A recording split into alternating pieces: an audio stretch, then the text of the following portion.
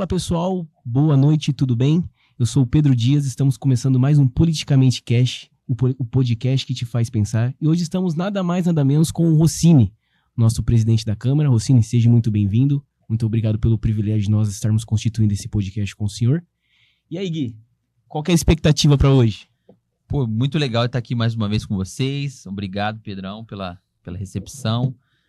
Obrigado, Rossini, por estar aqui com a gente, dividindo um pouco. E eu tô com a expectativa alta para a gente aprender um pouco sobre a cultura campineira, sobre um grande campineiro, nascido Sou de São Paulo. É de São Paulo, mas está há mais de 40 anos em Campinas. Então, vai ser muito bom aprender um pouco mais sobre a parte política de Campinas. Seja muito bem-vindo, Rossini. A alegria é honra minha, tá? Pedro, Guilherme. Eu acho que primeiro, parabéns aí pela iniciativa de fazer um podcast falando de política, né? É bom a gente ver jovens como vocês interessados, discutindo, debatendo e procurando levar informação, né, para desenvolver essa consciência política de todo cidadão. Legal. Uma alegria estar aqui. Legal. Rossini, fala um pouco da sua história para nós. Sei que o senhor nasceu, eu dei uma averiguada para me poder... Eu conheço algumas partes já do senhor, já de algum tempo, acompanhando a política aqui em Campinas, mas eu sei que o senhor veio trabalhar aqui através da CPFL. Sim, né? Sim. Conta um pouco pra gente. Então, eu sou punk da periferia, né? Eu sou da freguesia do Ó, e nasci, cresci em São Paulo, e aí comecei como estagiário na CPFL. A CPFL é a Companhia Paulista Força e Luz, a sede administrativa dela era em São Paulo, na Avenida Angélica. Aí comecei como estagiário, fui efetivado. E em 1979, nenhum de vocês era nascido ainda, aí ela transferiu a sede para Campinas, porque ela distribuía energia no interior do estado de São Paulo, né? 222 municípios do interior, não fazia sentido ter a sede na capital. Legal. Aí, quem que vai para Campinas? Então, na época, eu topei esse desafio, vim para cá. Eu não conhecia Campinas, mas, assim, é interessante que eu já tinha uma atuação, vou dizer assim, até certamente política, porque depois de efetivado eu participava muito, e eu integrei o grupo executivo de mudanças que a CPFL na época criou, e nós viemos para Campinas num grupo para levantar imóvel, imobiliária, clube, conhecer um pouco a realidade para preparar o terreno para as famílias que toparam vir com a empresa. E aí quando cheguei em Campinas, para ser honesto, eu me encantei com a cidade, né? Quantos anos o senhor tinha? Eu tinha 22 anos. Solteiro, tá vendo? Solteiro. E aí, São Paulo já era uma megalópole, né? Sim. E a primeira coisa que eu percebi aqui, o tempo livre útil que a gente tinha. Lá em 79, você atravessava Campinas de um lado para o outro em 15 minutos, né? Em São Paulo, para você ir de um lugar para o outro, era 1 hora já. Então, eu percebi que a gente tinha mais qualidade de vida aqui. Uma cidade agradável, um povo feliz, né? Na época, a praia de Campinas era a Lagoa do Tapuquaral, tinha o Chopão, sábado à tarde eram os grandes encontros. E como eu sempre também pratiquei esporte, joguei futebol, rapidamente me enturmei, né? Jogando bola aqui, conhecendo as pessoas, ampliando aí o círculo de relacionamento. Legal. E aí fiquei aqui. Na CPFL, aí eu construí uma trajetória dentro da CPFL. Eu fui o primeiro gerente de setor mais novo, com 23 anos, assumi uma gerência na empresa, né? Porque havia uma tradição muito grande na CPFL. O cara entrava num cargo de gerente e tal, saía de lá morto, né? Então não tinha muita rotação. E isso fez parte, o Montoro, quando ganhou o governo do estado, o governador Franco Montoro, ele imprimiu uma mudança de filosofia nas empresas estatais. A CPFL era uma empresa pública, uma estatal, e um processo de democratização, vamos dizer assim, né? Então estimulava isso. E aí, enfim, eu era da área de orçamentos, né? Mas quando eu vim para cá também nós criamos o clube da CPFL, que chamava Nosso Clube. Certo. Né, para oferecer também oportunidade de encontro, de lazer das famílias que vinham para cá para se encontrar. Então eu já tinha assim bastante conhecimento, contato. Eu vi também que o senhor foi eleito ali pelas pessoas do grupo, né? Legal. E aí, em 1983, vocês nem perguntaram, mas como é que eu entrei na política? Essa era a próxima pergunta. A gente vivia assim, eu chamo um momento de efervescência política. Era final do regime militar, da ditadura militar. Legal. Havia um ambiente, assim, um clima de campanha das diretas já. Sim. Na época, os presidentes eram indicados pelo colégio militar, né, uma eleição indireta. Então havia esse ambiente que a juventude participava e tal, e aí eu me filiei no PMDB na época. Legal. Né?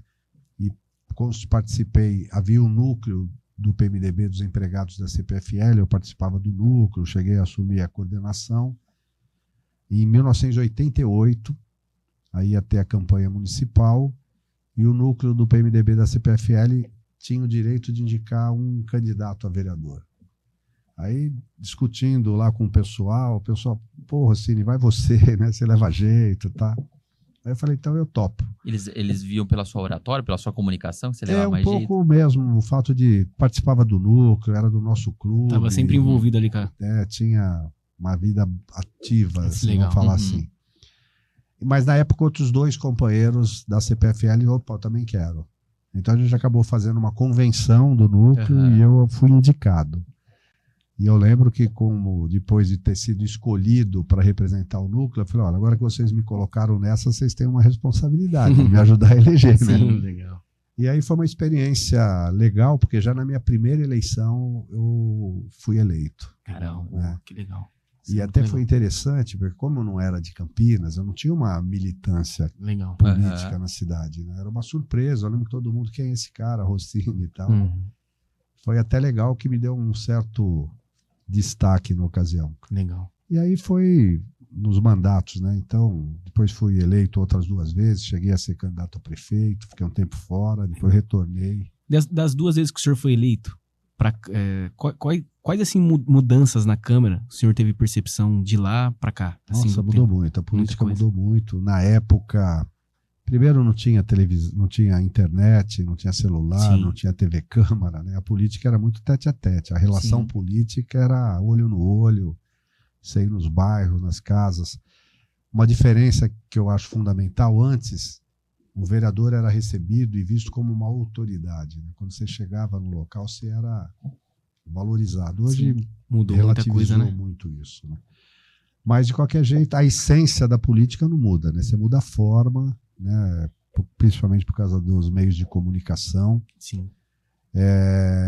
Mas eu percebo engraçado, né? Parece que a população antes até se interessava mais pela política do que hoje, né? Talvez por você ter menos opções e de informação e tal, as pessoas se interessavam mais, né? Cobravam mais, exigiam mais, até acompanhavam, por incrível que pareça, mais os vereadores. Né? Sim. Mas essa foi um pouco a minha trajetória. Então, eu não tinha planejado isso para minha vida, mas de certa forma já tinha um pouco a política dentro de mim, como todos temos. Né?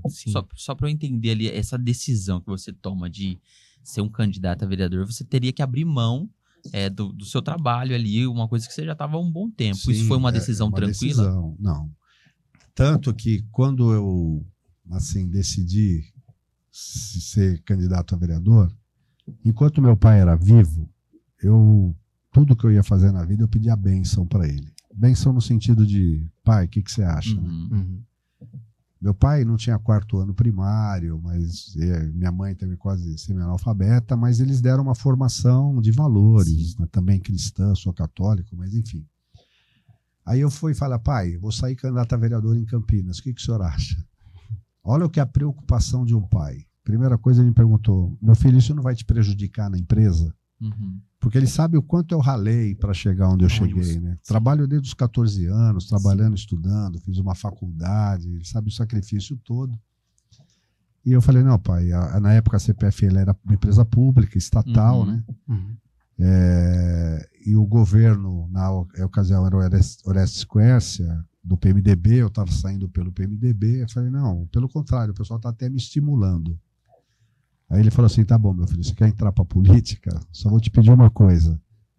eu nunca quero ouvir falar mal de você. Caramba, que responsa, Que hein? responsabilidade mesmo. E na simplicidade dele, né, esse nunca quero ouvir falar mal de você, eu sei o que ele quis dizer. Sim. Uhum. Do aspecto profissional, quando eu assumi o mandato, eu fiz uma coisa que não precisava. Por exemplo, eu pedi licença sem remuneração da CPFL para exercer o mandato, né? Eu podia trabalhar nos dois, uma empresa pública. Não tinha e tal, problema. mas eu achava que para cumprir a minha missão, meu mandato, eu tinha que me dedicar integralmente. Uhum. E isso foi fundamental. Eu fui vereador constituinte, né? A Constituição de 88, ela determinou aos estados e municípios elaborarem as suas constituições. Legal. No caso do estado, é Constituição Estadual; no caso do município, é lei orgânica do município. Então, eu já assumi um mandato com a responsabilidade de ajudar a escrever a nossa A Constituição. Constituição Legal. municipal. E isso exigiu muito, né? Estudo, dedicação, foi todo um período de... Ficava até de madrugada analisando. Não tinha... A gente fazia as coisas na máquina de datilografar, meu. Sim. É E diferente. aí a gente abriu, fez uma consulta pública. Durante o processo, mesmo que tinha uma minuta de lei orgânica, os vereadores podiam propor emendas, né? Então, no debate, discussão, aí eu acabei apresentando várias emendas à lei orgânica. Uma delas, por exemplo, vou falar de duas, só para não me tomar muito tempo. Eu coloquei um artigo na lei orgânica assim: são símbolos do município: a bandeira, o brasão e o hino. Né? Então, Campinas não tinha um hino. Caramba. E aí esse hino teria que ser instituído através de lei. Uhum. Posteriormente, o vereador do mandato seguinte, vereador Arli de Lara Romeu, ele propôs que a Câmara aprovasse o hino que foi aprovado hoje, que era uma obra de Carlos Gomes, Uhum. O Progresso. E aí virou o hino de Campinas, mas assim, só chegou aí porque eu tinha colocado na lei orgânica Deveria ter um que a hino. gente deveria ter um hino. Uma outra emenda que eu coloquei, da qual eu me orgulho muito, é no capítulo das disposições transitórias, está lá: fica o município de Campinas obrigado a tratar 100% do seu esgoto no prazo de 10 anos. Né? Sim. A lei foi promulgada em 1990, na verdade, porque o primeiro ano foi 1989, né? Em começo de 2020 1990, perdão, foi promulgada a lei. Então, a partir de 10 anos, Campinas tinha que tratar 100% de esgoto. Chegou em 99, um ano praticamente antes, quase no final dos 10 anos, Campinas não tratava 5% do seu esgoto. Nossa. Aí o promotor do meio ambiente, o doutor Albejante, entrou com uma ação civil pública contra a prefeitura e contra a Sanasa, fazendo com que ele cumprisse o que estava na lei orgânica. Uhum. Isso levou a prefeitura e Sanasa a assinarem um TAC, né, termo de ajuste de conduta, com o Ministério Público, apresentando um plano de saneamento, porque tratar esgoto não é uma coisa assim, né? Sim, em um ano daria. Em 15 anos, né, você ter capacidade para tratar 100% de esgoto. E eu lembro que teve uma assinatura na sala do prefeito, e o doutor Albejante falou: só pude entrar com essa ação porque está aqui na lei orgânica, é a sua obrigação. Né? Então, Sim. hoje Campinas tem capacidade instalada para tratar 100% do seu esgoto, e se deu por conta desse artigo que eu coloquei na lei orgânica. Né? Então aí eu me dedicava mesmo, era o dia inteiro, era solteiro ainda, então Sim. eu tinha praticamente 24 horas por dia exercendo o mandato. E uma coisa que, Pode falar. uma coisa que a gente vê que o vereador de primeira viagem, né, que ele entra ali, ele não tem um manual de como ser um vereador. Claro, tem as suas funções a exercer, mas como que era? Você tinha uma referência ali, alguma pessoa que te auxiliava, alguma coisa que você mesmo buscava? E como que é hoje? Você tem essa referência para os vereadores Na novatos? verdade, eu vou falar para você que num primeiro momento a minha foi frustrante a experiência, né? Porque você chega lá cheio de ideias, você quer resolver os problemas do mundo. Sim. Aí você vai se deparando com limitações, né? O vereador pode muita coisa, mas não pode tudo. Primeiro que você tem problema que não compete ao município, né? Nem ao prefeito, nem à Câmara resolver. Né? Pô, eu quero criar empregos, não depende do município. Sim. né? E a legislação que trata de muita coisa é do Congresso Nacional. Então você tem limitações. O vereador não pode propor uma lei que fira ou uma lei estadual ou uma lei nacional.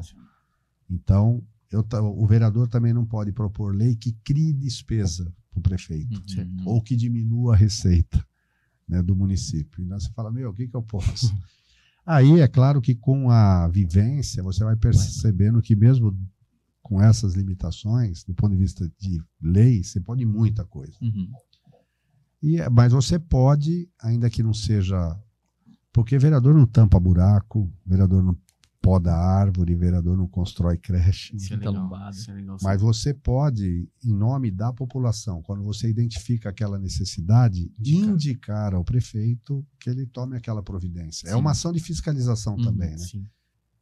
Uma das funções do vereador é fiscalizar o executivo. Sim. Fiscalizar significa, deixa eu ver se o executivo, o prefeito, com todos os secretários, né, está cumprindo a sua obrigação. A limpeza da cidade é uma obrigação do prefeito? Se tem um terreno sujo, cheio de mato, é porque ele não está cumprindo. Então, você indica, prefeito, naquela rua tal, tem uma área assim, por favor, tome providência. Sim. Cuidar da pavimentação da cidade, você tem bairro ainda hoje que não tem asfalto. Sim. Né? Mas tem toda uma história. Antes, os loteamentos, antes da Lei 6366, nem lembro, não lembro o nome da lei agora, você podia fazer um loteamento sem infraestrutura. Então, o pessoal aprovava um loteamento, só tinha a rua aberta. Mas não tinha rede elétrica, não tinha esgoto, não tinha água. Sim. E depois o município tinha que correr atrás, não tinha asfalto. Hoje, para aprovar um loteamento, ele é obrigado, por uma lei federal, a colocar toda a infraestrutura necessária. Mas Sim. não. Então, hoje ainda você tem rua sem asfalto, bairro sem asfalto em Campinas. Sim. Então, cara, às vezes o morador, a associação, vereador, não dá mais para viver sem asfalto. Aí você pode, encampando, né, essa luta da população em nome deles, e ir lá na prefeitura, indicar, Sim. e aí lutar por prioridade, né? Olha, é importante, e aí você acaba sendo mais um instrumento da população, mas quem vai executar, quem vai asfaltar é o prefeito, né? O que você acha que assim, você falou dessa parte do asfalto, o que você acha, Rossini, que é uma coisa que esse processo pode ser um pouco mais rápido, assim? Às vezes, porque eu acho que eu vejo a população tendo dificuldade de entender isso, né? E até como é feito esse processo, que é tudo um processo, né? Tem que fazer indicação. O que você acha que agiliza esse processo? Assim? O que tem que estar... A organização. A organização. Quando você tem uma comunidade organizada, uma associação de moradores, por exemplo, que ela é organizada, ela tem uma força de representação, né? Então, quando a associação busca um vereador ou vai no prefeito e fala, eu represento aqui 1000 famílias, 200 Sim. famílias, ele tem uma força, um poder, às vezes, que as pessoas não sabem. E quando uma demanda chega dessa forma, ajuda a prefeitura a priorizar, porque a prefeito nenhum consegue atender a todos do mesmo momento. Sim. Né? O próprio orçamento da prefeitura, ele atende a prioridades. Então, ele vai priorizando, primeiro, muitas vezes atendendo aquilo onde tem maior pressão, maior demanda, maior queixa. Né? É uma das formas de você tentar agilizar e se organizar e reivindicar o que é direito. Legal. Dentro dessa sua jornada, ainda para a gente entender, quem que você vê como uma referência dentro que você já trabalhou ali dentro da Câmara? Pode ser um prefeito, vice-prefeito, um secretário, que você fala assim, cara, aprendi muito com esse cara, ou esse cara foi uma grande referência política para mim. Eu tenho, assim, de convivência, nossa, eu poderia citar uma dezena. De prefeito, o meu primeiro relacionamento foi com o prefeito Jacó Bittar. Ele era do PT, eu era do PMDB, em tese oposição. Sim. Né? Mas eu nunca fui uma oposição por oposição. Eu era uma oposição crítica, né? No sentido de eu sei qual é o meu papel. Até porque a lei orgânica do município fala que o governo do município é exercido conjuntamente pelo Poder Executivo e Legislativo. Sim. São poderes independentes, harmônicos, mas todos têm o mesmo objetivo. Sim. E com o Jacó eu tive algumas experiências assim. Por exemplo, o Jacó apresentou um plano de recuperação tributária o governo anterior do Magalhães Teixeira, nós víamos um período de hiperinflação, inflação 600% ao ano. É uma coisa que você não imagina, 40%, 80% ao mês de inflação. Né? E ao final, durante um período, ele teve um governo de 6 anos, às vezes ele reajustava o IPTU abaixo da inflação, 40% abaixo da inflação e tal. E isso fez com que a participação do IPTU na receita do município fosse diminuindo. Uhum.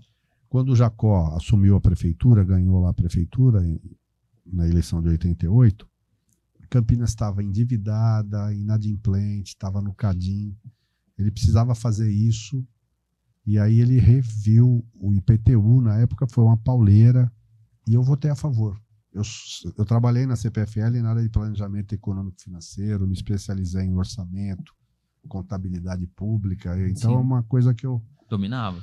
E era importante, se não faz isso, a situação de Campinas ia ficar muito ruim, Sim. porque a prefeitura não ia ter condição de atender, né, a população naquilo que era necessário. E assim, foi um gesto, ele não me pediu nada, não ofereceu nada, mas a minha consciência... Era mais fácil eu votar contra e ir para a torcida, né, porque aumento é Sim. complicado. Mas eu entendia que era necessário. E fui na CPFE, Rossini, o que foi isso? Eu ia lá, levava dados, mostrava o porquê disso. E isso eu percebi que o Jacó, assim, considerou, assim, começou a me olhar diferente. Né? O cara é oposição, mas... Né? Só que daí eu apresentei um projeto de lei. Meu pai, além de falar, olha, meu filho, nunca quero ouvir falar mal de você, ele era aposentado, ele falou, meu filho, faça alguma coisa pelos aposentados. Legal. E aí eu apresentei, na época, um projeto de lei isentando o aposentado e pensionista do IPTU. Né? Nossa, o Jacó falou, Rossini, você está louco? Fui lá conversar com ele e tal. Falou, nós fizemos esse esforço todo, estamos sendo massacrados, você vai lá apresenta um projeto, né, que vai isentar o aposentado. Eu falei, Jacó, você não é do Partido dos Trabalhadores? O que é o aposentado, se não um trabalhador que dedicou aí 30, 35 anos Sim. trabalhando para ajudar a construir essa cidade? Hoje a aposentadoria não dá para ele comprar remédio. Sim. Eu acho que é uma forma do município reconhecer Sim. esse trabalhador. Aí você percebe a grandeza de um homem. O Jacó falou, você me convenceu. Caramba. E hoje essa lei em vigor até hoje. Hoje ela sofreu, obviamente, adequações, né? Mas hoje o aposentado, que é dono de um único imóvel, que mora nele, que tem uma certa faixa de renda e tal, não paga IPTU. Né? Mas aí eu falo isso porque, assim, na argumentação, o Jacó falou, você me convenceu. Então essa é uma referência muito importante. Na Câmara, por exemplo, eu convivi com o Romeu Santini. Talvez seja um dos vereadores que teve maior número de mandatos. Né? Ele era jornalista, um cara que tinha uma oratória assim, invejável, eloquente. Né? Então, essa convivência com eles também me ajudou a entender e compreender melhor aí a atuação do vereador. Citei os dois, mas tem mais nome. O próprio Magalhães Teixeira. Recentemente, o Jonas Donizete. Né? Eu fui vereador com ele, convivi como prefeito. Ele, do jeito dele, muito habilidoso, articulador. Quando ele foi deputado federal, ele conseguiu construir uma rede de relações e conhecimento em Brasília, que quando ele assumiu a prefeitura, ele tinha canais abertos que permitiu acessar recursos para o município. Né? Então é uma característica do político também. Às vezes você tem que trabalhar nos bastidores, né? Fazer relações. Então tudo isso você acaba somando um pouquinho de qualidade de um ou de outro. Você não consegue fazer igual, mas chegar próximo a gente tem. O senhor migrou para o Partido Verde também, né? Depois então, eu fui 3 mandatos pelo PMDB. O senhor foi o único vereador aqui em Campinas eleito pelo Partido Verde? Foi? Não, o Permínio... Não, teve, tivemos do Partido Verde. Tivemos o Feliciano Naime. Sim. Né, depois o Vicente, os dois ligados à causa animal. Legal. E depois eu e o Permínio. Né, o Permínio saiu primeiro. E aí, o que aconteceu? Por que eu fui para o Partido Verde? Legal. Para mim, tudo tem que fazer sentido. Quando eu decidi entrar na política, entrar no PMDB, porque o PMDB levantava a bandeira da redemocratização, luta pelas campanhas diretas. Né? Então, fazia sentido estar no PMDB. Sim. Quando eu fui, dia 11 de setembro de 2001, a gente estava no velório do Toninho. Eu tinha concorrido à prefeitura em 2000, Toninho ganhou, me convidou, eu era diretor de esportes. E a gente estava no Paço Municipal, no velório do Toninho. Ele foi assassinado no dia 10 de setembro de 2001.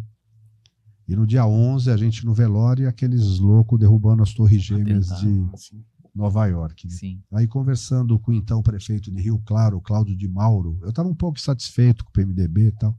Aí ele falou, Rossini, por que você não vem para o PV? Ele era do Partido Verde. Uhum. Aí ele marcou uma reunião em São Paulo, com a cúpula do PV, eu fui lá. O Pena, que é presidente até hoje, né? José Luiz de França Pena, Domingos Fernandes era o presidente estadual, Vera Mota, um pessoal. Aí eu, para ser honesto, eu me encantei com a visão de mundo, de sociedade, de política que a cúpula do Partido Verde apresentou. Né? Aquilo me deu uma outra motivação. Né? E eu lembro que o Pena ainda falou, Rossini, o Partido Verde não é um partido, ele é um projeto de partido. Uhum. Ele vai se transformar naquilo que a gente tiver capacidade de fazê-lo. Né? Então você vai participar de um processo de construção do partido. Isso me deu uma motivação. Aí eu entrei no Partido Verde, isso em 2001.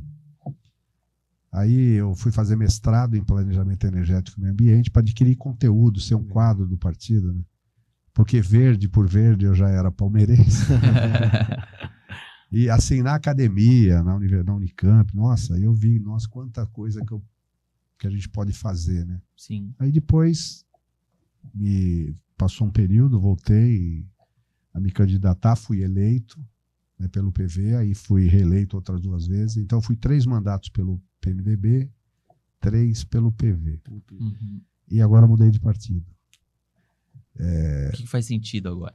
Então, primeiro que o Partido Verde hoje está numa federação com o PT e PCdoB. Então, nessa eleição, é como se fosse o único partido. Sim. O meu grupo político está do lado de cá. Sim. Não seria ético da minha parte estar numa federação e eu apoiar o candidato de um outro partido. Sim. E aí, que partido que eu vou? Né? E aí eu vou contar uma outra história, pode, Ana? Claro. Pode, opa, fica à vontade. Uma das razões que me fez optar pelo Republicanos, hoje eu quero convidar vocês, mas está na sala da presidência da Câmara. Assim, eu estou no 6º mandato de vereador, mas é a primeira vez que eu sou presidente. E confesso para vocês que eu não conhecia a Câmara de Vereadores. A relação era gabinete, plenário e tal. E quando eu assumi a presidência, a primeira coisa que eu fiz, eu reuni todos os diretores, coordenadores, né? Falei, olha, eu estou presidente, vocês são funcionários de carreira. Né? Eu coloquei para eles a visão que eu tinha da Câmara, a importância do Poder Legislativo e a missão que eu queria enfrentar e que eles me ajudassem nisso, que era primeiro fortalecer o Poder Legislativo, mostrar para a sociedade que o Poder Legislativo é importante. Sim. Né? A volta do Parlamento Jovem é para dar uma... Também. Para trazer o legal. Legal. E aí, depois eu falei, eu quero ir em cada setor para conhecer todo mundo da sua equipe. E aí eu fui de setor em setor. Tive surpresa como eu fui num setor lá, cumprimentei o cara que está há 30 anos na Câmara, e ele falou, pô, Rossini, é a primeira vez que um presidente veio aqui me cumprimentar. São coisas assim que você não se importa, mas é uma forma de valorizar também, Com reconhecer certeza. a importância dele. E aí eu fui na biblioteca da Câmara. Eu nunca tinha entrado na biblioteca da Câmara. Não, na verdade, nunca tinha entrado. E aí eu me encantei também com o que eu vi lá. A Câmara de Campinas é de 1797. Nós temos um acervo de documentos que conta a história da cidade, do Brasil. Muita riqueza, muito conteúdo, de um valor inestimável. Que eu falei, não, é muita riqueza, vai ficar nas prateleiras de uma biblioteca. Aí eu fiz uma proposta, criamos o MECA, que é o Memorial da Câmara de Campinas, para permitir, assim, primeiro, que a sociedade possa acessar aquele documento, a gente dá visibilidade para aquilo. Depois eu vou falar do MECA. Mas aí eu vi na parede da Câmara um quadro, da biblioteca, né, um quadro. Eu falei, meu Deus, esse quadro não pode ficar aqui. Aí eu levei ele para a sala da presidência. Eu quero convidar vocês para ir lá um dia ver esse quadro. Mas é um quadro que tem uma fotografia que estão no quadro. Jorge Tibiriçá, Campos Salles, Quintino Bocaiúva, Jorge Miranda, Francisco Glicério e Francisco Rangel Pestana. Tem história. Esses caras, eles fundaram o Partido Republicano Paulista em 1873. Né? Foram responsáveis pelo movimento abolicionista que levou ao fim da escravidão no Brasil, pelo movimento republicano que trouxe a República, né? E eles faziam reuniões em Campinas, na Câmara, né? E aí, na hora que eu vi esse quadro, eu falei, os ideais republicanos continuam presentes, né? Democracia, liberdade, justiça. Eu falei, puta, esse partido que eu vou. Aí agora eu decidi ir para o Partido Republicano, e essa foi uma das razões. Legal. Você falou desse seu novo desafio de ser um presidente da Câmara. Qual que é a responsabilidade e o que te levou a tomar essa decisão de mais uma responsabilidade de você ter ali toda uma disputa de egos ali, porque tem muitas pessoas ali que você precisa saber ponderar decisões e o que você trouxe de missão que, cara, nesse meu mandato como presidente da Câmara eu quero aprovar, eu quero mudar alguma rota. Não, primeiro, assim, eu topei esse desafio agora porque eu acho que a Câmara precisava passar por um processo de resgate da credibilidade. Por várias razões, a gente percebe que a Câmara foi se desgastando. Sim. E a sociedade olhando para a Câmara como algo que talvez não fizesse muito sentido na vida. Talvez. Então, primeiro, assim, resgatar a imagem da Câmara. Sim. Né? Demonstrar que o poder legislativo municipal é importante e necessário para a democracia e para o governo do município. Então, a gente começou a adotar uma série de medidas, inclusive de transparência. Né? Então, adotamos isso com a equipe toda dos servidores da Câmara comprometidos com isso. Tanto que a gente instituiu um planejamento estratégico da Câmara. Eu que vim do setor empresarial, fazia muito isso, eles já tinham iniciado, estava parado. A gente finalizou a Câmara de Campinas, talvez seja uma das poucas câmaras do país que tem um planejamento estratégico elaborado. Nós temos lá missão, visão, objetivos. Né? E na visão está a ser reconhecido pela sociedade como um instrumento importante para a democracia, necessário para a vida da população. Né? E a missão é aprimorar a política pública, melhorar a qualidade de vida, através dos instrumentos que competem ao legislativo. E aí, nesse processo, inclusive, a gente já logrou êxito. Primeiro, retomar o parlamento jovem. Né? Legal. Começou lá atrás, com o vereador estudante, mas é uma forma de você levar para dentro da Câmara os estudantes para conhecer como é que funciona nas entranhas, né, o poder legislativo, ter contato com o vereador, com o gabinete. Isso é importante, tem muito jovem que tem poder de voto, mas ele pega um papelzinho no chão para votar, porque não sabe... Não é só jovem, não. É adulto, muito adulto também. Mas assim, ele olhando do lado de dentro, ele vai compreender isso. Sim. E ele leva esse debate para dentro da escola. Então, o parlamento hoje ele ganhou, esse projeto ganhou uma dimensão tal que as escolas estão fazendo fila para participar. Porque ele passou a ser uma ferramenta auxiliar para a escola cumprir aquilo que já está no seu planejamento pedagógico. Né? É desenvolver a educação cidadã. Uhum. E lá ele vai aprender o que é lei, como é que é elaborado, qual é o papel do vereador. Sim. Então isso, inclusive, permitiu que esse ano a Câmara de Campinas recebesse um diploma de Câmara Amigo... como é que chama? Amigo da Juventude, parceiro da Juventude. Parceiro da Juventude.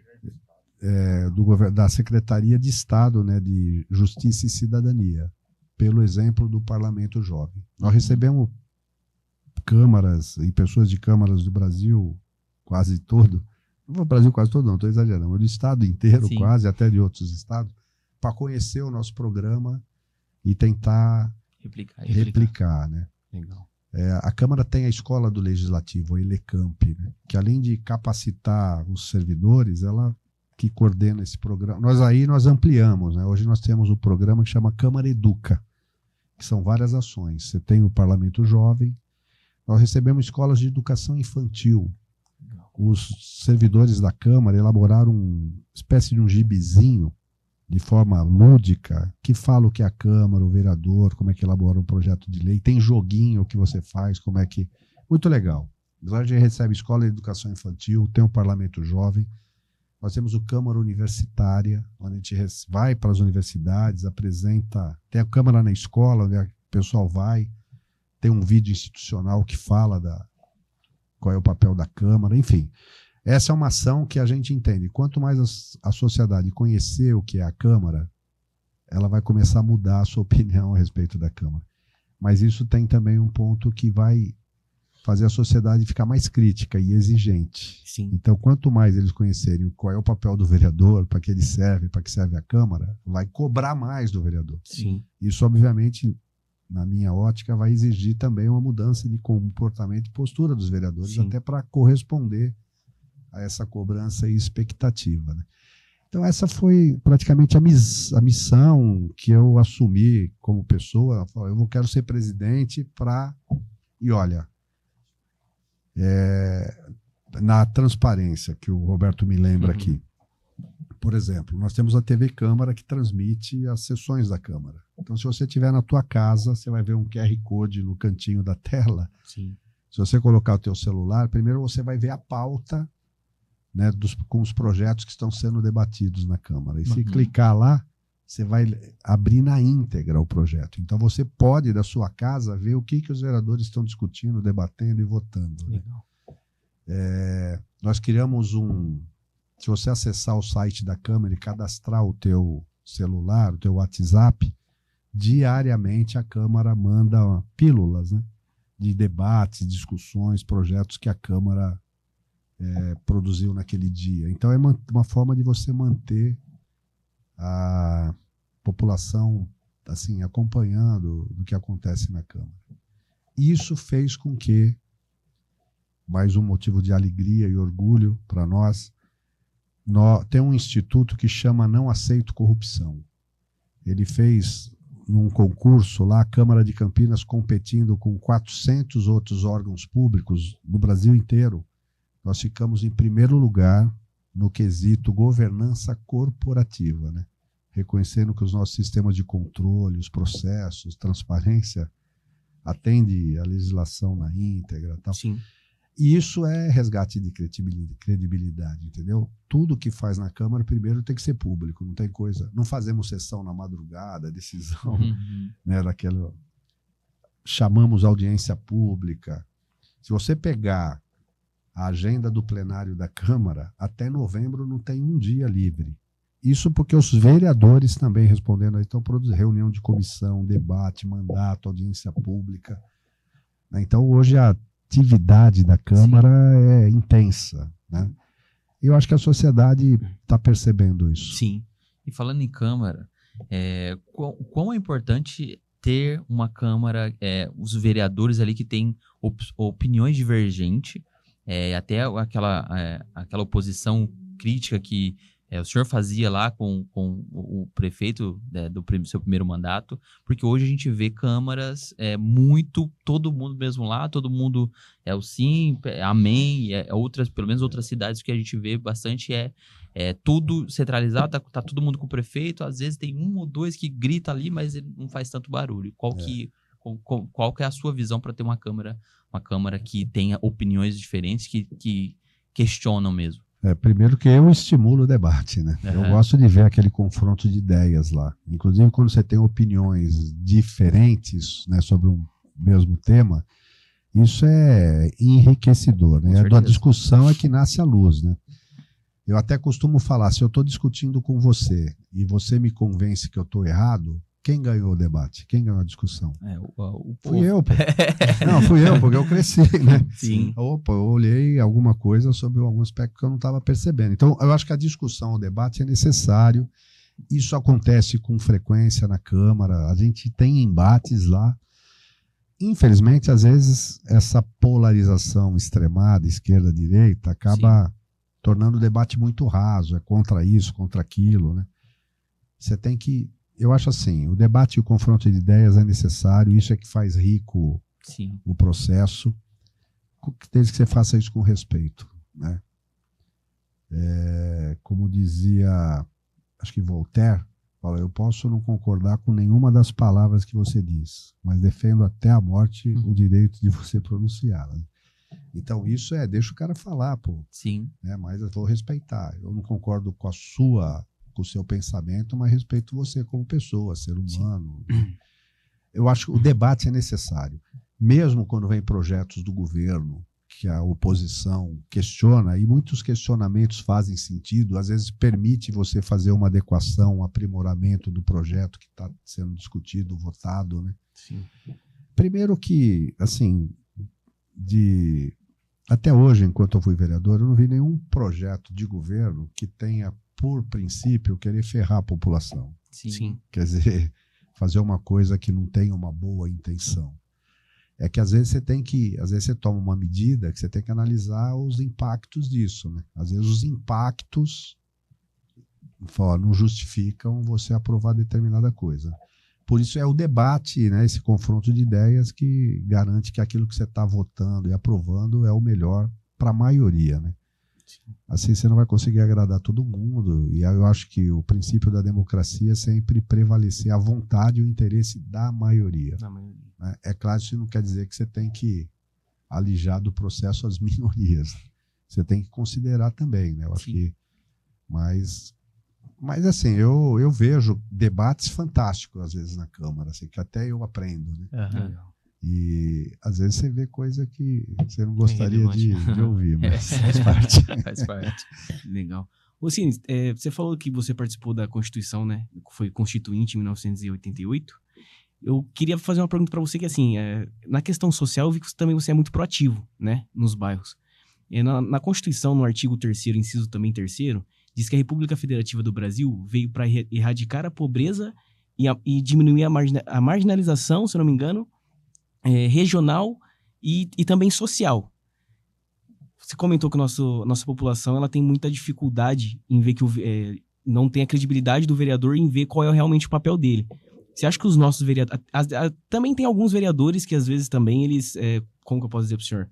Ele, ao invés dele criar um projeto de lei, ele continua com aquela coisa cultural de dizer para a população que ele veio para tampar o buraco. Você acha que eles poderiam, ao invés de ficar nessa briga, se unir para criar um projeto de lei que possa constituir uma benfeitoria muito maior para a população? Não, na verdade, o que você pergunta, eu respeito muito o mandato de cada vereador. Né? Legal. Eu acho que o vereador chegou na Câmara carregando uma expectativa. Ele teve um relacionamento ou com o bairro, com segmentos, então ele tenta no mandato dar esse retorno. Às vezes ele vem de uma região onde, num primeiro momento, a prioridade era a manutenção, a zeladoria. Então ele cuida dessa... que é uma ação de fiscalização. Né? Sim. Se ele conseguir melhorar isso, de certa forma ele está correspondendo à expectativa daquela população. Mas o mandato é mais do que isso. Sim. Na verdade, eu acho assim, o vereador que tem a compreensão da dimensão do mandato, ele cresce, ele se desenvolve. Aí, de repente, ele vai estar fazendo... além disso, outras coisas. Sim. Tem muitos dos problemas que são trazidos para os vereadores, cuja solução é alterar a lei. Vou dar um exemplo. Eu sou autor da lei do pancadão. Já ouviram falar ou não? Já sim. Da proibição dos carros. Eu não sou um cara iluminado, sabe, que pensa em tudo. Na verdade, o pancadão, que é aquele fenômeno que o cara turbina o carro dele com som, parava nas esquinas, praças, abria o capô e... né? Manda o som infernizando a vizinhança, estava crescendo na cidade. Então já tinha algumas reclamações.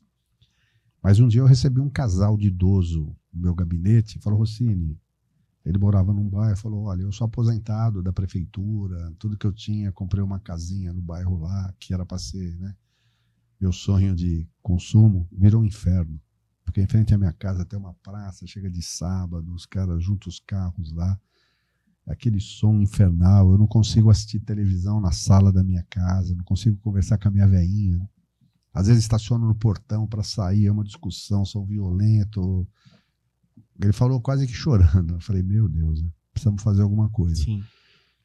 Aí eu fui estudar, falei, como é que a gente enfrenta esse problema? Já tem a lei do silêncio, que determina o nível de intensidade de som, né, que você pode produzir. Mas a lei de silêncio não funcionava. Você tem a lei que é o perturbação do sossego, é uma contravenção. Então, mas estava lá, não funcionava. Você tem uma resolução do CONTRAN que proíbe os veículos circularem com som acima de 55 decibéis do lado de fora. Então, a lei já tinha. Sim. Só que quando tinha uma ocorrência dessa, o cara chamava a polícia, o guarda municipal, o cara chega lá, ele reduzia o som, Tá tudo o certo. guarda voltava e ele, de novo. Aí eu fui buscar na lei de crimes ambientais, a lei 9.605, um princípio, que eu falei, opa, o som alto é uma poluição, é uma forma de poluição. E poluir é crime, sabia? É lei de crimes ambientais. Se você produzir poluição, você está praticando um crime. E o que diz a lei? A primeira providência é cessar a fonte de poluição. Você tem uma torneira pingando, pum, pum, pum, que está contaminando o solo, o lençol freático, qual a primeira obrigação? Fechar a torneira. No caso do som, qual é a primeira providência? Desligar o som. Mas o princípio é só que você já poluiu. Sim. Então, foi com esse princípio que a gente permitiu dar força e segurança jurídica para os agentes Sim. público, guarda municipal, polícia militar, ir lá e falar, meu, você já praticou o crime. Então, você já vai ser multado, eu vou apreender o seu veículo.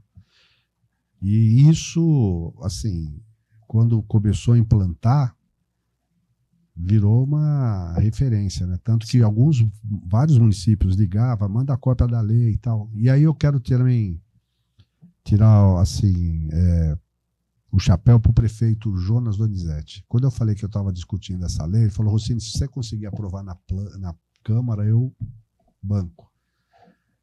Mas para eu tentar enfrentar um fenômeno que incomodava as pessoas, foi necessário criar uma lei. Sim, então, sim. Foi o resultado de estudo. Fizemos audiência pública, 2, aprimoramos a lei, né? Mas isso é você compreender assim qual pode ser o papel do vereador. Né? Você está diante de um problema, que instrumento que você tem para resolver aquele problema? Aquela Pode situação. ser uma indicação, pode ser uma moção, que quando não depende do município, ou pode ser a criação de uma lei. Né?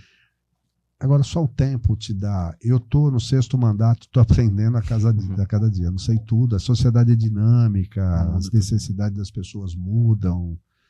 Então, você tem que estar sempre se atualizando para tentar corresponder à expectativa atual, né, da sociedade, da população que você representa. Rossini, você chegou a ficar fora da Câmara dos Vereadores, 2000 a 2012? Mais Sim. ou menos, mas trabalhando na secretaria. Foi esse período que você trabalhou como... Eu trabalhei 1 ano, na verdade, como o Toninho. Eu disputei a eleição com ele, acabou a eleição, ele me convidou para participar do governo, e na época eu fui diretor de esportes. Ele queria que eu fosse secretário de administração. Vamos almoçar. Eu falei, pô, Toninho, eu vou ser honesto para você. Eu acho que na secretaria de administração você tem que pegar alguém do teu partido, da tua confiança. Porque na época a Secretaria de Administração abrigava tanto recursos humanos, que ia cuidar de todo o funcionalismo, e também a parte de compra, suprimentos, aquisições, licitações. Eu falei, isso é uma área muito sensível. Se eu for aí, eu vou, se tiver que fazer o que tem que fazer, né?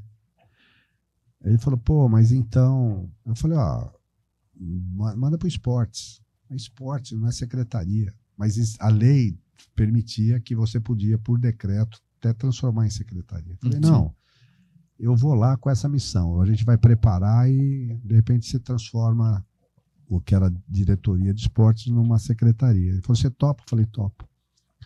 Aí nós começamos a abrir as portas, fizemos vários fóruns, discussão, começamos a preparar, né, assim, o caminho para transformar, para criar uma Secretaria Municipal de Esportes, elaborar um projeto de lei. Na minha visão, o esporte é um direito. E se você garantir que todo cidadão tenha acesso a esse direito, e a prática do esporte e lazer, né, ele traz muito benefício para o indivíduo. Quem pratica esporte tem uma vida saudável, permite a socialização, pode ajudar na formação de valores, na educação, né? Então, assim, para que ele possa usufruir dos benefícios que a prática do esporte pode, então vamos tratar o esporte como um direito. Sim. E aí começamos a preparar, só que daí, infelizmente, o Toninho foi assassinado, né?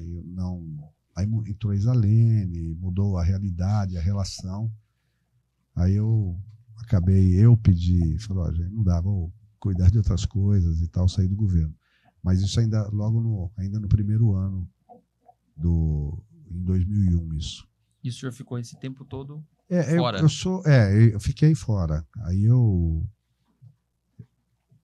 como sou administrador, fui prestar serviço de consultoria na administração, criei uma empresa de treinamento, né, e comecei a atuar com treinamento, fiz uma formação em coaching, fazia coaching organizacional e tal, fui dando aula, dar aula na Escola Arquimedes, coordenava o curso de técnico de segurança do trabalho e meio ambiente, fui dar aula na faculdade, até depois retomar o mandato e seguir em frente.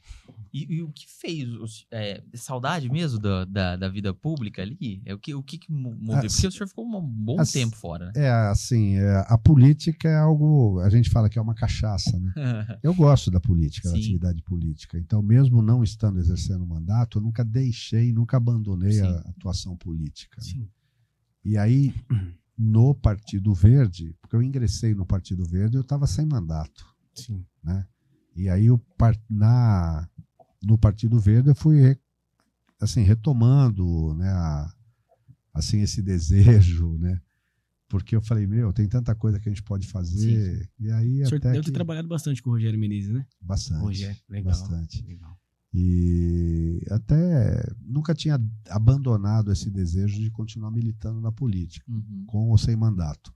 Aí depois surgiu também essa coisa de vamos ajudar o partido, entra lá, sai candidato. Sim. Aí retomei o mandato e fui reeleito outras 2 vezes.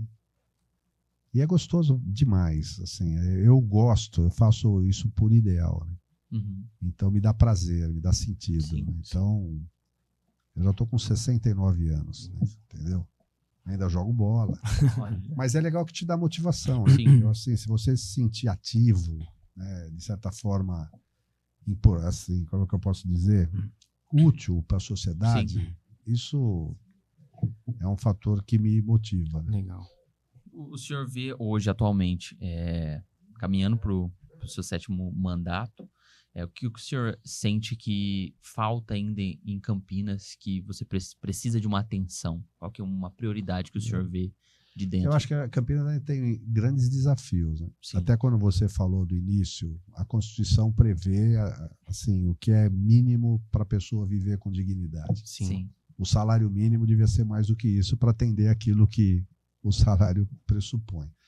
A gente ainda vive numa cidade com desigualdades sociais, nós temos muitas famílias vivendo aí na linha abaixo da pobreza. Sim. É claro que essa solução não depende só do município, porque é uma questão econômica, mas você pode ter políticas públicas que minimizem, né, o sofrimento dessas pessoas, né, que permitam que elas tenham acesso ao mínimo, ao básico, para poder viver com dignidade. Mas, além disso, por exemplo, Campinas ainda não tem uma solução para os seus resíduos. Né? Todo lixo, vamos chamar assim, produzido nas nossas casas, 1 milhão, são 1.000 toneladas por dia que a gente produz de lixo na nossa casa, está indo para o aterro em Paulínia. Né? Então, você vai para o Delta aqui, faz um transbordo em comboio, e pela Política Nacional de Resíduo, a gente devia ter uma resolução aqui, a gente resolver a questão do resíduo aqui. Isso é uma coisa que precisa estar na pauta. Né? É uma das coisas que eu acho importante. A outra, que já tem várias ações acontecendo, é você garantir a segurança hídrica. Nós vivemos numa região de estresse hídrico. Se você pegar o parâmetro estabelecido para a ONU, se você pega a disponibilidade de água dividido pela população aqui da nossa região, equivale ao Oriente Médio. Né? Então, como pensar em garantir a segurança hídrica? E aí você tem, além de construir obras de represas, né? Você tem que investir no meio ambiente, preservar as nascentes, né? Recuperar aquilo que foi degradado. São coisas que levam anos, mas são desafios que estão aí para você. Você tem que fazer agora pensando no futuro. Né? Então, tem trabalho e tem desafio. Trabalho sempre tem. Hoje a gente vê que a gente vive uma polarização que a gente fica brigando entre o armamento, o aborto, mas a gente vê que tem hoje pessoas em situações de rua, principalmente em Campinas, hoje como uma metrópole. Muitas cidades, infelizmente, ainda despejam alguns andarilhos aqui, muitos mendigos aparecem em Campinas. Valinhos começou com um movimento de cuidar dessas pessoas que estavam em situação de rua, e aí começou a aparecer vans também com vários mendigos dentro da cidade. Como que você vê hoje que Campinas consegue combater tanto essas pessoas, para ressocializar essas pessoas ou até para diminuir essas pessoas que estão em situação de rua? Você sabe que assim que eu retomei o mandato em 2013, né, a primeira providência que eu fiz, eu propus uma comissão de estudos para discutir esse fenômeno de população em situação de rua. Fizemos várias reuniões e aí eu fui compreender um pouco mais essa realidade, né? Que é um fenômeno que é mundial, né? Sim. Hoje você pega as grandes metrópoles, Europa, Estados Unidos, Canadá, sim, Montreal, você vê pessoas em situação de rua. Então, compreender o fenômeno é o primeiro passo para você tentar saber o que você faz, né? Campinas hoje possui uma das melhores políticas que atendem, inclusive, o Plano Nacional de População de Rua, talvez do país. Nós temos os centros POPs. Então, você tem uma estrutura na Secretaria de Assistência voltado para atender essa população. Atender no sentido de tentar identificar e fazer com que ela volte para ter uma vida, para recuperar sua autonomia, volte para a família, seja produtivo e tal. É que o tempo deles não é o nosso tempo, né? Enquanto não fizer sentido para ele. E aí, assim, nós ouvimos todos os serviços, fomos na rua, conversamos com... Eu vi engenheiro na rua. Caramba. Cara com filhos e tal. Por que ele chegou lá? Cada um tem uma razão, são múltiplos fatores. Sim. O duro que na rua, às vezes, ele acaba piorando o problema dele quando ele começa a fazer uso do álcool, principalmente, e até de outras drogas, né? Aí ele se torna dependente também. Químico, aí é pior ainda, né? Mas, primeiro, você não pode obrigar o cara a sair da rua. É a lei, o direito de ir e vir, né? Muita gente, por que o prefeito não faz tal? Não pode, se faz ele vai ser preso. Agora, isso que você falou acontece. Como Campinas tem uma estrutura de cuidado, que é um ser humano, às vezes acaba atraindo mais pessoas, né? Sim. Mas você tem programa de recâmbio. Então, se a pessoa falar, eu vim lá não sei de onde, eu quero voltar para lá, a secretaria pega, entra em contato com a prefeitura, seja de onde for, prepara lá, coloca o cara no ônibus aqui, né? Quando o cara quer. Mas você não pode fazer isso obrigando, né? Eu percebo que a sociedade às vezes tem uma visão também diferente, né? Tem gente que olha para essa pessoa e fala, tira da frente, eu não quero isso aí na porta da minha casa, né? Sim. Quer limpar. E tem gente que fala, não, a gente precisa cuidar dele, a gente precisa alimentar, precisa dar comida, cobertor, agasalho, né? Agora, o problema é como você atender as duas vertentes aí. A política pública obriga a prefeitura a tratar aquele ser humano. Então, você tem, por exemplo, a equipe SOS Rua da prefeitura. Os caras estão 24 horas por dia. São servidores públicos que vão onde as pessoas estão e procuram numa relação. Eles tentam criar, que chama assim, formar vínculo, né? Criar uma relação de confiança que aos poucos, ao invés de você ficar aqui, vamos ali para o Centro Pop, tem a Casa da Cidadania ali, tem o albergue, né? Mas não é fácil, é um fenômeno difícil, né? Agora, a gente olha e tenta ajudar, apoiando. Você tem um consultório na rua, por exemplo, equipe com médico, enfermeiro, que vai nos locais e essas pessoas vão lá, passam por consulta, fazem exames, são encaminhadas muitas vezes para tratamento, né? Então, assim, o que pode ser feito está sendo feito, mas é uma coisa que não depende. E tem muita que são migrantes itinerantes, né? Tem gente que passa por aqui, o cara vem não sei da onde, fica aqui 1, 2 dias, uma semana, vai para lá e chega outro. Tem gente que mora aqui. Sim. O último censo, acho que 40% da população de rua é de Campinas. Tem família, entendeu? mas ele não consegue voltar para a família. Sim. Às vezes a família nem quer o cara lá. Quer Sim. que só dá problema. É complicado, não é Sim. fácil. E vocês têm observado a quantidade de imigrantes mesmo de Venezuela, Bolívia, que tem aparecido? Tem. Vocês têm monitorado isso? Tem, a Secretaria de Assistência, inclusive, tem uma coordenadoria que só trata, que cuida dessa população, né? Uhum. Então, existe uma política voltada também para identificar, para encaminhar, para acolher, né, essas pessoas, principalmente, ultimamente, venezuelanos, né? Mas Sim. tinha muito haitianos e tal, né? Inclusive, mas tem. Então, existe hoje, dentro da secretaria, um grupo, um serviço voltado para atender essa população. E consegue empregar esse povo? Assim, Muito sim. Porque o que eu sinto, cara, eu acho que o emprego traz dignidade pro ser humano, pro homem, assim. E a gente vê que ali próximo ao Taquaral tem uma família ali se eu não me engano, eles são venezuelanos. Então, tem 2 meninas e a mãe ali. E aí a gente, sempre se sensibiliza, mas a gente vê eles constantemente ali pedindo, situação de pedir, de extrema miséria. Então a gente vê, será que a gente tem conseguido ajudar ela ali, essa família, com recursos ali que acabam? Mas será que a gente está conseguindo sanar ali o problema de empregar, trazer o recurso para ela ter constante? Assim, a prefeitura tem programas que buscam, inclusive, a colocação profissional. Primeiro precisa regularizar a situação dele, documentação, etc. e tal. Mas o objetivo é sempre esse. Às vezes você não consegue, tá certo? Não é uma coisa tão simples também, né? Porque precisa ver as habilidades, né, competência, Sim. preparo profissional. Mas a prefeitura busca sim, viu? Você tem o programa Mão Amiga também, para o morador de rua, que tenta dar uma qualificação. O CEPROCAMP, que é ligado à FUMEC, a Secretaria de Educação e a FUMEC, oferece cursos de jardinagem, às vezes eletricista e tal, também. Mas vai quem quer, né? Sim. Entendeu? Se o cara está num nível que ele já está recuperando sua autoestima... Por exemplo, eu participo de uma entidade que chama Associação Terapêutica Cristã, que cuida de um abrigo de morador de rua.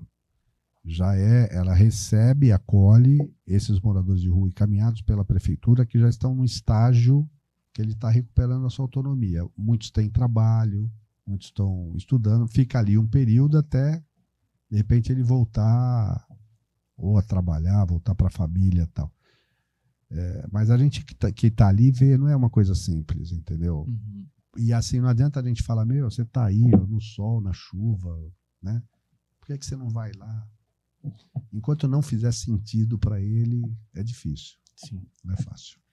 O senhor também atuou, a gente não comentou muito sobre a parte de ser diretor de esportes. O senhor falou para mim que o senhor deu uma boa arrumada aí no amador aqui de Campinas. Conta um pouquinho dessa história pra gente aí.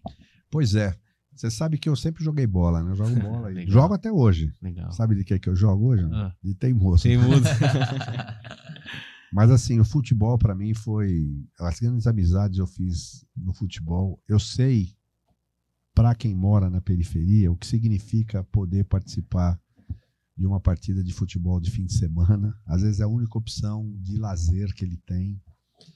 Então eu queria realmente reestruturar e oferecer as condições da prática do esporte nessa perspectiva de que é um direito dele. Legal. E aí nós realizamos o primeiro campeonato, não vou chamar amador, né, mas até acabou por sugestão do pessoal do esporte, a gente chamou de torneio Antônio da Costa Santos, porque finalizou quando o Toninho já tinha morrido, né? Mas na época a gente fez um torneio, tinha uns 72 times. Caramba. Nossa, muito time. E sabe uma coisa que é legal? O futebol amador de Campinas teve um período que era muito associado à violência, né? Morte, briga. Sim. Aí eu chamei todo mundo no Salão Vermelho, no congresso técnico, que a gente chama, e eu falei, gente, ó, todo mundo que cuida de um time de futebol, o cara deixa a sua família, bota dinheiro do bolso, perde tempo, né? Sim. Agora você vai lá pro jogador do teu time brigar, né?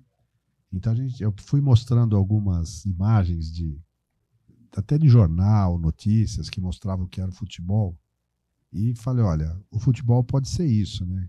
Convivência, saúde, lazer, alegria. Vocês querem? Estão dispostos a gente mudar essa realidade? Não é justo você que deixa tua família de lado para levar um bando de marmanjo no campo para brigar? Sim. Vamos mudar essa realidade? Vamos. Eu falei, então assim, nós vamos botar uma regra nesse campeonato. Se um jogador brigar, o time está desclassificado. Se a torcida brigar, o time está desclassificado. Eu até estava com uma carta no bolso assim, se os caras chiar, falando, na primeira a gente tolera, mas a segunda... Eles toparam, meu. Legal. Entendeu? No sentido de falar, ó, a gente tem que entrar, fazer uma competição, você tem que falar com teus jogadores, até falar, ó, ninguém vai aqui para brigar. Exatamente. Sim. Entendeu? Que era uma forma de reeducar e tal. Aí fizemos essa competição, na época com 72 times, né? Foi fantástico. E isso abriu, assim, foi o primeiro, depois eu saí da secretaria e tal, mas isso acabou se incorporando, né? E hoje a prefeitura promove aí o esporte amador, né? Futebol principalmente, e para todas as categorias, né? Inclusive o feminino, né? Então, foi uma sementinha plantada lá atrás que a gente viu que cresceu, tá dando fruto. Então é referência hoje, o futebol amador de Campinas é referência para muitos lugares, né? Muitos lugares. Então, e isso é muito legal, né? Porque Campinas está fazendo 250 anos, né? Sim. Uma bruta cidade, né? Então, se você oferece oportunidade como essa, as pessoas vão ter orgulho de viver aqui. Você distensiona, isso é saúde, né? Qualidade de vida. Diminui a... Eu acho que quem bate bola, só se o cara se machucar, né? Mas se ele tá ali praticando uma atividade, ele não vai ter problema de depressão, ansiedade. Até assim, promoção da saúde, né? Eu acho que é investir na qualidade de vida também. Para a gente caminhar para o final, Rossini, hoje Campinas, além de ser uma grande metrópole, é abastecida diariamente pelas cidades vizinhas, né? Pessoas que vêm trabalhar de Sumaré, Hortolândia, Paulínia, Valinhos, Vinhedo. E como que vocês vê toda a parte de trânsito, toda a parte de até transporte público, dessa superlotação para Campinas no longo prazo? O que vocês veem de soluções para isso? A gente tá sofrendo uma esperança aí que o governo do estado querendo criar o metrô, o trem. Aliás, o trem intercidades, né, que vai sair, porque já saiu, vai ser daqui uns 10 anos que vai acontecer, que vai estar, mas precisava ser iniciado, né? Eu acho que um dos grandes problemas do Brasil foi ter abandonado o transporte ferroviário lá atrás, né, como estratégia de desenvolvimento, né? Então, recuperar isso, assim, retomar isso é necessário. Eu acho que hoje um dos grandes desafios das grandes cidades é de mobilidade, né?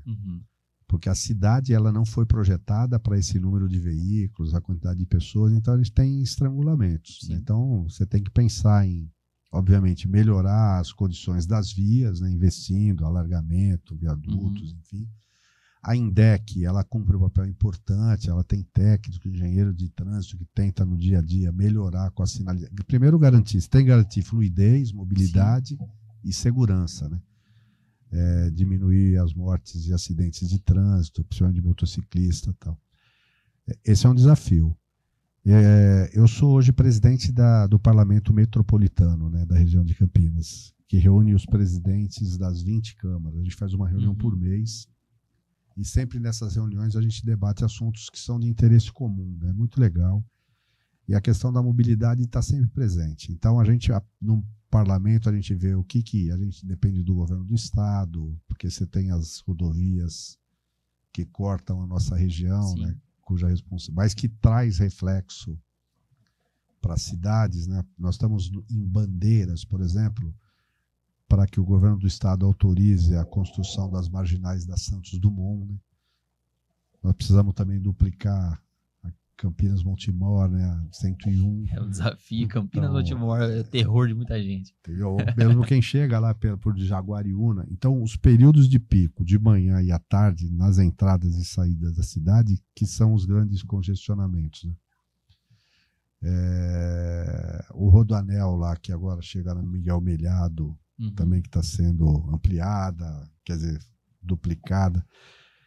Precisa de investimento. Então, primeiro, você precisa investir em infraestrutura, melhorar, né, alargar as avenidas, criar opções de para desafogar o trânsito. Mas você precisa também investir no transporte público, né? Em tese, uma forma de você diminuir o número de carros é você, se tivesse, garantir que todo mundo tivesse ônibus com qualidade e a Sim. preço justo, né? Campinas... E tem coisa que você não espera. Por exemplo, existe hoje uma licitação que vai fazer uma transformação no transporte de Campinas. Amém. Em todos os debates e tal, para melhor. Né? Mudar o critério, inclusive, de remuneração. Uhum. Hoje, a receita fica na mão da Transurc, que é uma entidade das empresas de transporte. Sim. No novo modelo, quem vai cuidar da receita é o município, a prefeitura. E aí você vai ter indicadores de qualidade. Você vai ter um contrato, ó.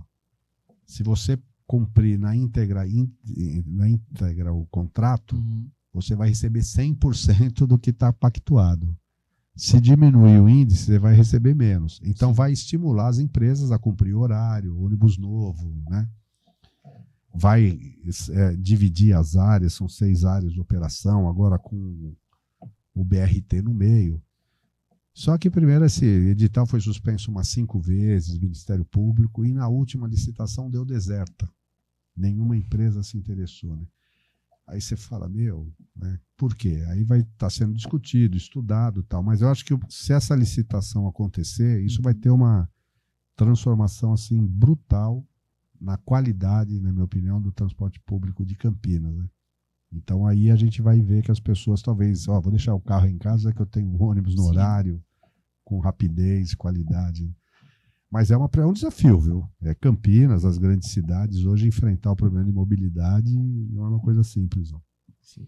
Rossini, para a gente poder finalizar, a gente queria que o senhor deixasse uma palavra de esperança, né, para os leitorados que talvez não tenham tanta perspectiva mais na política, né, que não tenha tanta visibilidade, até para trazer mais credibilidade para a parte da Câmara também. O senhor deixar ainda mais o senhor que tem uma bagagem, né, a ser dita, né? Então que o senhor possa... Antes de terminar, assim, você sabe que tem muita gente que diz que não gosta de política, não se interessa por política, né? Eu quero lembrar uma frase de Platão. Platão, um filósofo grego, discípulo de Sócrates, ela viveu lá 300, sei lá, antes de Cristo. Ele falava o seguinte: sabe qual a pior coisa que pode acontecer para quem não gosta de política? Ser governado por quem gosta. Né? Então, mesmo que a gente não queira, não goste, não se interesse, a política vai estar sempre presente na nossa vida. Né? E a política é a arte do bem comum. É através da política que a gente consegue promover e conquistar aquilo que é de interesse da coletividade. Então, quanto mais interesse a pessoa tiver, o cidadão tiver pela política, quanto mais ele acompanhar, cobrar, fiscalizar, participar, isso vai fazer com que a política cumpra a sua finalidade. Então, primeiro, nesse sentido mesmo, né? A política é necessária, participe, se interesse. No começo a gente estava conversando aqui ainda, antes de começar o programa, né? Porque como é que eu vou escolher um vereador se eu não sei o que o vereador faz? Sim. Né? É claro, se você fosse fazer uma eleição na tua escola lá para eleger o cozinheiro da escola, você ia saber o que você queria identificar na pessoa para ser o cozinheiro, né? Que no mínimo sabe cozinhar, né? Fritar ovo. Então, se você vai escolher um vereador, um prefeito, o que faz o vereador? Então, é isso que é um pouco a missão da Câmara, com a Elecamp, a gente mostrar isso. Então, se interesse por isso. E o teu voto é importante, é precioso, né? Talvez a transformação começa de você, na hora que você decide exercer esse direito que foi conquistado a duras penas, com seriedade, com maturidade. Então, é mais com relação à política, é isso. Agora, aproveitando que Campinas completou no dia 14 de julho 250 anos, né? Mesmo quem não é de Campinas, eu acho que tem na Campinas uma referência, né, de qualidade de vida. Nós somos referência na saúde, na educação, no transporte. O deputado Jonas Donizete, através de uma iniciativa dele, de projeto de lei, conseguiu que a Câmara reconhecesse Campinas como a capital nacional da ciência, da tecnologia e inovação. Né? Nós temos centros de pesquisa, universidades, né? Formação de conhecimento. Essa é uma cidade próspera que dá oportunidade.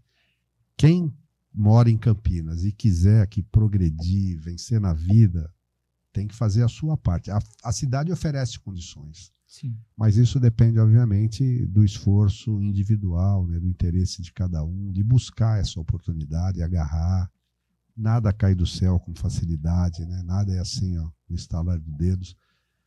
Mas nós somos uma cidade que tem um povo generoso, hospitaleiro, né? A gente acolheu gente do mundo inteiro, do Brasil inteiro. Aliás, a sociedade campineira é uma demonstração de que pode ser a sociedade humana, né? Sem discriminação de raça, de cor, de religião. Né? A gente é um exemplo de que é possível conviver todos e todas, independente das suas opções, né? Sim. E condição. A palavra é assim, eu acredito em Campinas, eu acredito no Brasil, eu acredito no futuro, eu acredito na humanidade, né? Então, eu sou otimista por excelência, né? Eu acho que tudo pode melhorar, tá certo? Depende de cada um de nós. Legal. Legal. Bom, Rossini, a gente agradece pela sua participação.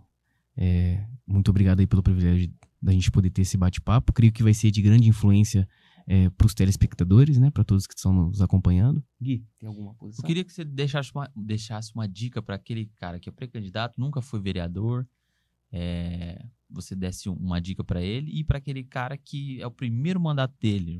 Vamos ver que ele vai ver esse vídeo lá em janeiro de 2025.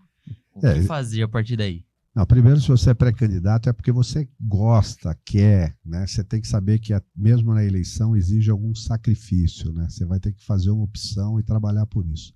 E acredite em você, ainda que outros não acreditem. Vou dar um exemplo. Quando eu saí candidato a primeira vez, o PMDB, o partido que eu participava, tinha 8 vereadores, num total de 21. Já 8 vereadores com mandato. Muita gente não acreditava. Não, esse é mais um candidato. O pessoal não acreditava em mim, mas eu acreditava. E aí eu fiz o que eu precisava fazer, né? Eu fui mostrar para as pessoas que eu acreditava que podia ser vereador e que, como vereador, eu podia fazer alguma coisa em benefício da sociedade. Então, faça isso, né? Acredite em você, acredite que é capaz e faça o que precisa fazer. Né? Sem vender falsa promessa, seja sincero, não adianta você querer mostrar uma pessoa que você não é, né? Então é isso aí, acredite em você e trabalhe como se tudo dependesse de você. E para quem já é no primeiro mandato, que vai começar, que vai ser eleito, eu vou falar, o exercício de um mandato é uma oportunidade riquíssima de aprendizado e desenvolvimento, né? Então se dedique a isso com paixão, né? com entusiasmo, que aí você vai fazer mais e melhor do que muitos que já passaram. Né? Mas o mandato é uma coisa preciosa e quando você tem consciência disso, meu Deus, você muda como pessoa. Top demais. Bom, pessoal, é isso. Nós agradecemos a todos e não se esqueça, não se esqueça de nos seguir nas redes sociais e não se esqueça, Politicamente Cash, o podcast que te faz pensar. Top demais.